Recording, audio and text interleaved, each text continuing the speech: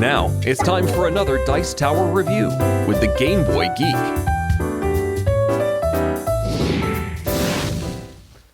Hello my friends, it's the Game Boy Geek here. Today we are going to be diseases, actually trying to take over cities. We're in the pandemic line from Z-Man. This is Pandemic Contagion. It is not designed by Matt Leacock like all the other pandemics. Carrie Grayson designed this. 2 to 5 players, plays in about 30 minutes. Let's take a look. It's a card game. You're trying to play basically some cards down to infect cities to gain points. Let's take a look.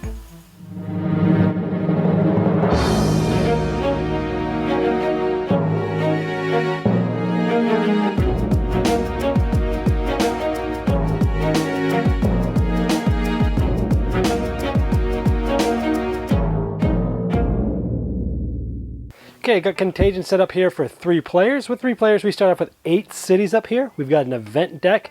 We have my red player here shown with the petri dish and the cubes. Each of the players got to put 1 cube on a city. And we have our Contagion cards here and a score track here. Over the course of the game, you're going to be trying to place infect cities by putting these infection disease cubes on it. And you're going to be trying to score points in different ways. And by finally getting enough disease cubes on cities to grab the first, second, or third points, depending on when you are, to try to score points until the game is over. Let's talk about how a turn works.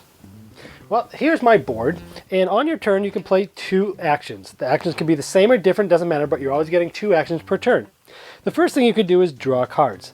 And when you draw cards, it's called incubation. You can draw to the level that you're at. So here means I can take an action to draw 1 card. I would draw 1 Contagion card from the deck, and I put it in my hand. Everyone starts with 4. Each of these cards correspond to a city. You see the different colors here. Those correspond to those cities there. Now, I must also mention at the beginning of each round, an event card will come up. So we have a sanitization workers on strike. And it says play during your turn. Sometimes it will say during your turn, before your turn, or after your turn. Use any color when infecting cities you are currently in. We also have a skull and crossbones. We'll get to that later, what that means. But this allows you to play any color when infecting cities that you're currently in. Now, when I infect a city, that's one of the actions we can do. So let's talk about that. Infection. My infection level is at 1, which means I get to place 1 cube of disease when I infect. Now, when I infect, if I'm infecting a new city, I have to use 2 cards of the same color to infect a new city, or I have to use 1 card of a city that I'm already in. Now, anytime 2 cards can be wild. So any 2 cards, these 2 for example, could become a pink, for example. Now, I happen to have a pink card, but remember the event said you can use any color when infecting a city I'm in. So since I'm already in here, I'm going to infect it. My infect level is 1, so I'm going to put it here. Top down means red infected here first. If purple then infects here, they're going to go beneath because they got there second. Now, I can use any color card, and since I'm already in that city, I only have to discard 1, so I'll just discard a purple card because of the event. It allows me to put 1 there. So I drew a card for 1 action, and I infected a city for a second action. That would be the end of my turn. Now, the third possible thing you could do on your turn, we talked about drawing cards and infecting cities, is you could mutate, which essentially means I could go up in levels in incubation, infection, resistance. We'll talk about this later.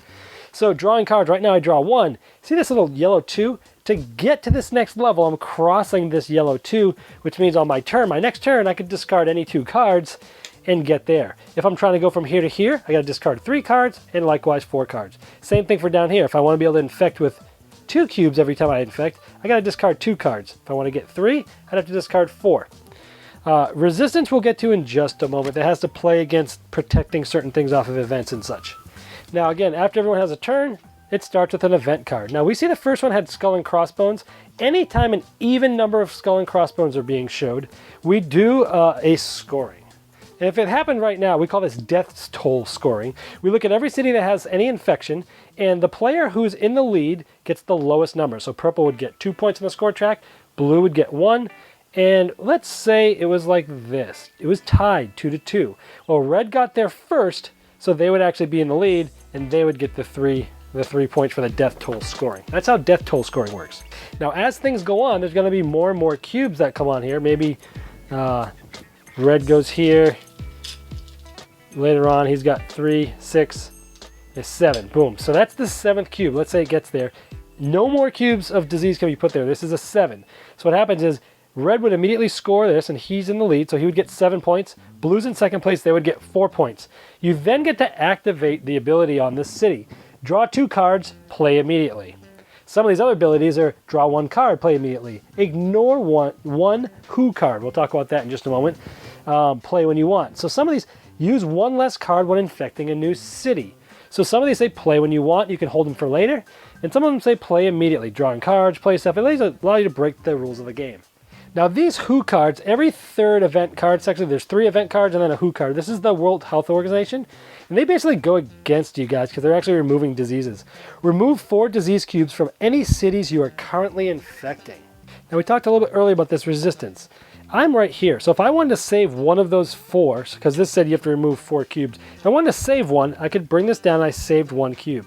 If I was here, I could save two cubes by moving here and another 1 by saving there. I could have saved 3 of the 4, but now my resistance is down. So you can do that anytime to stop, basically stop an event from happening. So that's pretty much the game. You're doing 2 actions. You're either drawing cards, you're infecting, or you're building up your resistance. Each turn that everybody has, 3 events are going to come one at a time, 1 for each round, and then there's going to be a World Health Organization. There's a bunch of these, and then at the end of the game, essentially once these are over, that's the clock. The game ends at the end of that round. Actually, it ends right there because that is the last round.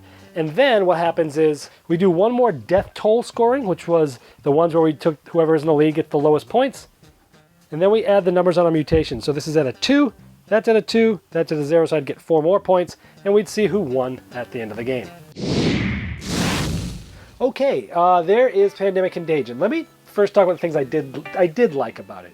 I love the artwork, I love the packaging, I love the components. Having your own board with the petri dish with the cubes is cool. Very well done. The presentation of this game is excellent, and I would expect nothing less from Z-Man. The game itself, for me, average at best. Did not wow me. There's thousands of games coming out a year, and this one does not strike me as one that stands out of the crowd. Some people have called this like Smash Up Light, and I guess I'd kind of agree with that, where it's kind of like area control, where you're playing cards to try to gain control over certain areas to then score them without all the crazy and randomness and all the special powers and all sorts of that. That is kind of true, because it's a lot more streamlined than that. It's a lot more straightforward. But it really didn't grab me at all. I was hoping for more tension there in this area type control. Even like say in the 3-player game, you start with 8 cities.